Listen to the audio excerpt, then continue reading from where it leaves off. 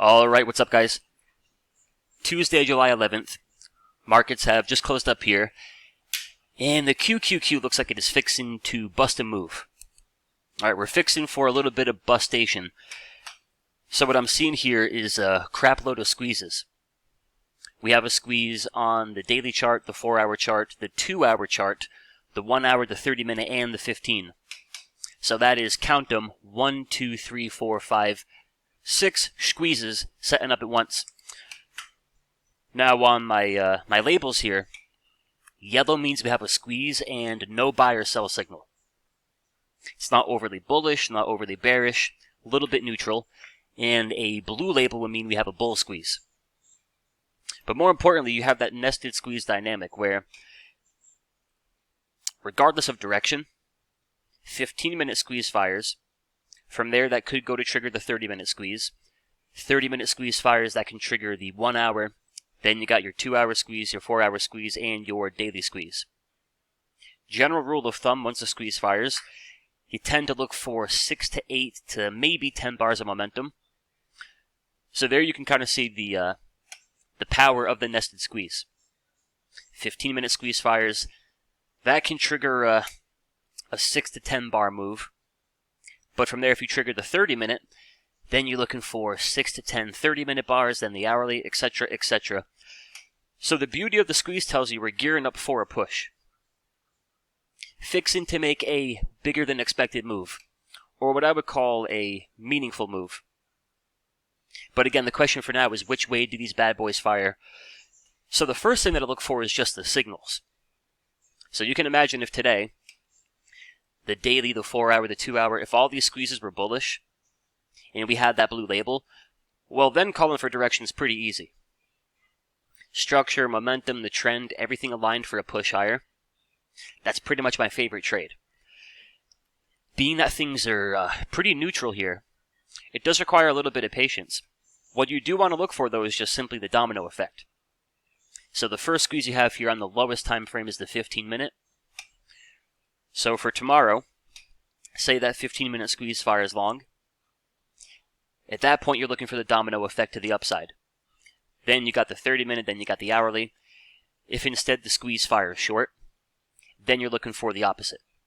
30-minute squeeze could fire short, the hourly squeeze could fire short. So watch the signals. For those of y'all with the indicator, watch the 15-minute squeeze first. That's going to get the party going regardless.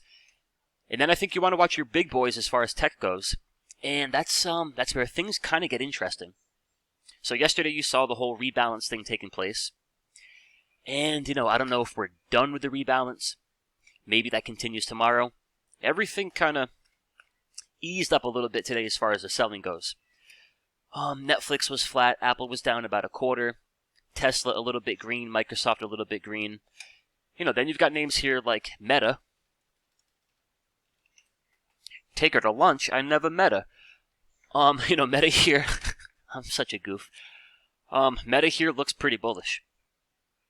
You have nothing but buy signals. And there's your blue label on the 2-hour, 1 hour, and the 15-minute. So that all bodes well to help QQQ trade higher. You have Amazon. And as far as the big boys here, Amazon does hold up pretty good. Does a good job of cranking out a couple closes above that 21. Cancels out most of your sell signals. And you have a 15-minute and a 5-minute buy signal.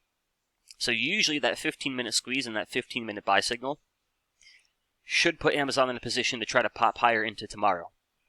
Which of course would help your QQQ. Then you have something like Apple. And Apple looks just fine here on your daily chart. But if you crank down to a lower time frame, you have a 1 hour and a 30-minute sell signal. And you got that bear squeeze there on the 30-minute chart. So that 30-minute squeeze, until they cancel out that sell signal, has a better chance of firing short. Would not be very helpful for the QQQ. Microsoft. Microsoft has a 2-day, a daily, a 4-hour, a 30-minute, and a 15-minute squeeze. So for tomorrow's session, you probably focus on that 15-minute and that 30-minute. And for now, they're kind of a tough call. 15-minute is neutral. 30-minute is neutral. and so are the squeezes across those larger time frames. If you look at your 1 hour chart here on Microsoft, you're still hanging out under that 1 hour 21 EMA. So Microsoft doesn't look anything like, Mara back here. 5 minute, 15 minute, 30 minute buy signal. Yeah, that thing probably wants to trade higher. So Microsoft is kind of a tough read. Let's go check some Tesla. Tesla has a 30 minute, 15 minute squeeze, but you're hanging out under the 21 on the hourly with an hourly sell signal. We'll check Google. The old top G. Google. Not very pretty. 4 hour, 2 hour, 1 hour sell signal. A 30 minute and a 15 minute squeeze. Alright, nothing overly bullish about that combo.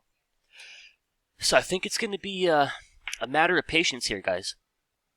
I think you make the observation today that Amazon and Meta were kind of the leaders here for the big tech names. And with that being said, if they fall apart tomorrow, you do probably see some more pressure here in the Apples and Microsofts, etc. What's also making it, I think, a little bit more interesting than usual is because of that rebalance. You have things in tech like Adobe, Broadcom, a couple other little guys. They've been pretty strong the last few days.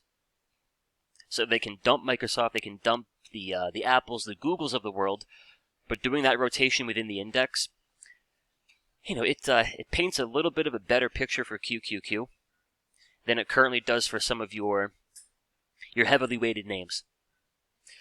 But for tomorrow, guys, heading into the CPI report, that I think is a good focus.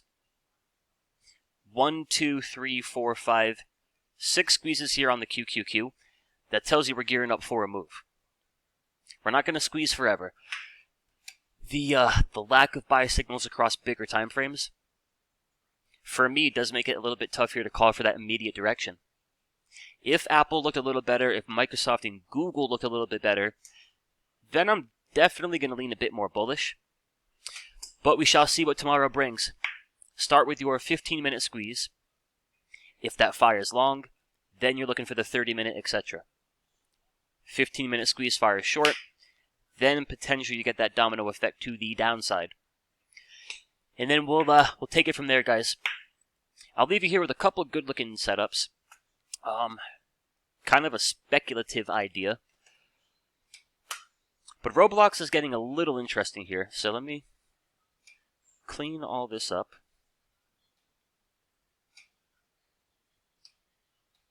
So as far as calling for direction out of squeezes, this is a picture where it's a little bit easier.